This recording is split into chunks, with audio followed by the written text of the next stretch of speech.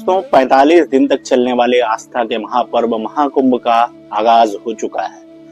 प्रयागराज में देश और दुनिया से उम्मीद है कि लगभग 40 से 50 करोड़ लोग आस्था की डुबकी लगाएंगे। लेकिन इस महासमर में डुबकी लगाने आने वालों की भीड़ में जो सबसे ज्यादा चर्चा में है और जिन्होंने सबसे ज्यादा अपना ध्यान लोगों का आकृष्ट किया है वो है नागा साधु, जो आज भी देश के विदेश के करोड़ों लोगों के लिए एक मिस्ट्री है।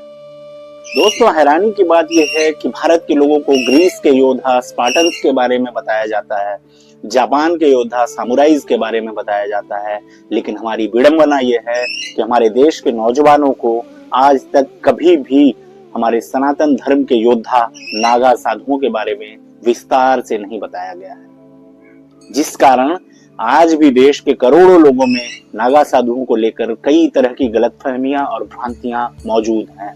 देश और विदेश से करोड़ों लोग नागा साधुओं की इस फौज को देखने आ रहे हैं। देश विदेश के कई विद्वान और हार्वर्ड जैसी यूनिवर्सिटीज नागा साधुओं पर रिसर्च कर रही हैं, मगर हमारे ही देश के कई लोगों में इन नागा साधुओं को लेकर भ्रांतियां आज भी मौजूद हैं। तो आज के इस वीडियो में दोस्तों हम आपके रोंगटे खड़े कर देने वाली जानकारियां देंगे नागा साधुओं के बारे में। हर हर महादेव दोस्तों, मैं राकेश कुमार दास इस वीडियो में आपका स्वागत करता हूं।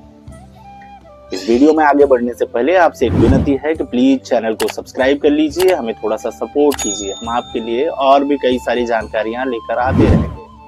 दोस्तों नागा साधु एक विचार है और ये विचार शुरू होता है खुद को त्यागने से। खुद का त्याग यानी कि इन्हें सबसे पहले अपना ही और अपने निज जनों का पिंडदान करना पड़ता है, यानी कि अंतिम संस्कार करना पड़ता है, तभी ये नागा बनने की प्रक्रिया में प्रवेश कर पाते हैं। नागा का संस्कृत में अर्थ होता है पहाड़, यानी पहाड़ की तरह तना हुआ। दोस्तों ये ऐसी फौज है जो सनातन की रक्षा के लिए हमेशा पहाड़ की तरह तनी हुई रहती है, खड़ी रहती है, इसीलिए इन्हें नागा कहा जाता है। एक और भाषा में नागा का अर्थ होता है युवा योद्धा। दोस्तों इतिहास गवाह है कि जब 1748 में अब्दाली की सेना ने हमला किया था तब नागा साधुओं ने ही उसके खिलाफ लड़ाई लड़ी थी। ये सनातन की रक्षा के योद्धा है। कई लोग इन्हें विश्व के सबसे पुराने योद्धा भी मानते हैं। दोस्तों भारत में वर्तमान में 13 अखाड़े मौजूद हैं। कोई भी 16 साल पार कर चुका बालक इन अखाड़ों में जाकर नागा बनने का आवेदन कर सकता है। परंतु मित्रों नागा बनने की प्रक्रिया अत्यंत ही जटिल और कठोर है। जब भी कोई व्यक्ति नागा बनने का आवेदन जाकर के देता है इन अखाड़ों में, तो अखाड़े वाले सबसे पहले उसे वापस लौटा देते हैं। फिर ये इनके परिवार वालों से संपर्क साधते हैं और कहते हैं कि आपका बेटा नागा बनने को इच्छुक है। अगर परिवार वालों की अनुमति मिलती है तब अखाड़े वाले इन आवेदक का क्रिमिनल रिकॉर्ड जांचते हैं। सब कुछ सही पाए जाने पर इन्हें अखाड़े में प्रवेश दिया जाता है। प्रवेश मिलने के बाद इन्हें लगभग 2 से 3 वर्ष तक गुरुओं की सेवा करनी पड़ती है। ये एक टाइप का प्री स्टेज होता है, यूं समझिए, यानी कि ये इनकी परख अवधि होती है। इस दौरान इनको जांचा परखा जाता है और ये देखा जाता है कि कहीं इसका ध्यान तो नहीं भटक रहा है, कहीं इसे घर की याद तो नहीं आती है, कहीं ये किसी स्त्री के मोह में तो नहीं फंस रहा है, या दुनिया के किसी और भी भौतिक मोह माया में तो नहीं फंस रहा है। इस विषय में इसकी जांच की जाती है। इस तरह के किसी भी गतिविधि में संलिप्त पाए जाने पर इसे वहीं तुरंत वापस लौटा दिया जाता है। नागा साधु प्रतिदिन सिर्फ 7 घरों में ही भिक्षा मांग कर खाते हैं। इन्हें जो कुछ भी मिले ये वही खा लेते हैं। वो बासी हो, ताजा खाना हो, वेज हो, नॉन वेज हो, इन्हें कोई फर्क नहीं पड़ता है। ये जो भी इन्हें मिलता है ये इसे प्रसाद समझकर खा लेते हैं। अगर कुछ ना मिले 7 घरों में तो ये 8वें घर में और फिर भिक्षा मांगने नहीं जाते हैं, ये फिर भूखे ही सो जाते हैं। नागा बनने की प्रक्रिया बहुत पेनफुल है। सबसे पहले उम्मीदवार को अपने सभी निज जनों का पिंडदान यानी अंतिम संस्कार करना पड़ता है। उसके बाद उनका खुद का भी पिंडदान उनको करना पड़ता है। इसके बाद इनकी कठिन यानी हार्ड ट्रेनिंग होती है। NSG लेवल की ट्रेनिंग समझिए, ताकि ये हर चीज सह पाने के आदी हो जाएं। इन्हें शास्त्रों के साथ साथ अस्त्र और शस्त्र चलाने की भी ट्रेनिंग दी जाती है। और जब ये सब कुछ हो जाता है तब जो सबसे कठिन इनका कठिन जो सबसे दौर होता है वो होता है तंग तोड़ प्रक्रिया। इस दौरान इनके लिंग को खींचकर काफी झटके दिए जाते हैं, यानी यूं समझिए कि एक नस को इस तरह से खींचा जाता है कि वो लिंग बिल्कुल निष्क्रिय हो जाए। आप यूं समझिए कि ये इनका नसबंदी का एक तरीका है।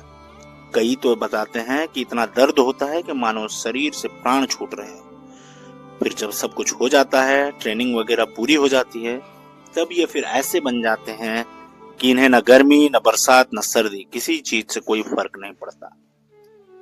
आमतौर पर ये बर्फीले जगहों पर ज्यादा रहते हैं। इसका कारण ये है कि ये लोग काफी कठिन तपस्या करते हैं, तो इनके शरीर में एनर्जी का प्रवाह काफी होता है। और चूंकि एनर्जी की तासीर गर्म होती है, इसलिए इतनी ठंडी जगहों पर भी बिना कपड़ों के रह लेते हैं, क्योंकि इनके शरीर में बहुत ज्यादा गर्मी रहती है और कभी कभी वही गर्मी इनके स्वभाव में भी दिख जाती है। दोस्तों, अक्सर लोग ये सवाल पूछते हैं कि नागा साधु सिर्फ कुंभ में ही क्यों नजर आते हैं? कुंभ से पहले ये कहाँ रहते हैं और कुंभ के बाद ये कहाँ चले जाते हैं? तो इसका एक सीधा सा जवाब ये है कि ये लोग जो है नागा साधु, ये बहुत ही कठिन तपस्वी होते हैं। कुंभ के बाद ये लोग जंगलों, कंदराओं में बनी अपनी गुफाओं में चले जाते हैं और वहां भी ये तपस्या करते हैं ताकि इनकी तपस्या में किसी तरह की कोई विघ्न बाधा ना हो। लेकिन जैसा ही कुंभ शुरू होता है, ये लोग वापस आते हैं समाज को और समाज के लोगों को अपना और सनातन का संदेश देने के लिए। और जैसे ही कुंभ खत्म होता है तो ये लोग वापस अपने अपने जगहों में लौट जाते हैं। तो दोस्तों, इन नागा साधुओं के बारे में जितनी बात की जाए उतनी कम है। यूं ही अनवरत बात करते रहें तो पूरा दिन बीत जाए। लेकिन अगर आप नागाओं के बारे में और ज्यादा जानना चाहते हैं तो कृपया कुंभ में पधारिए, नागा साधुओं की संगति में बैठिए, उनसे कुछ ज्ञान की बातें कीजिए, कुंभ में संगम में डुबकी लगाइए, और कुछ नहीं तो आइए इस भव्य माहौल का, इस भव्य आयोजन के साक्षी बनिए। हमारे इस चैनल को दोस्तों प्लीज सब्सक्राइब कर लीजिए। हम आगे भी इस तरह की जानकारियां लेकर आते रहेंगे, कुंभ से जुड़ी हुई, और जो हमारा ये जो चैनल है वाइल्ड लाइफ से जुड़ी हुई और तरह तरह की जानकारियां हम आपके बीच लेकर के आते रहेंगे। तब तक के लिए मुझे इजाजत दीजिए। हर हर महादेव।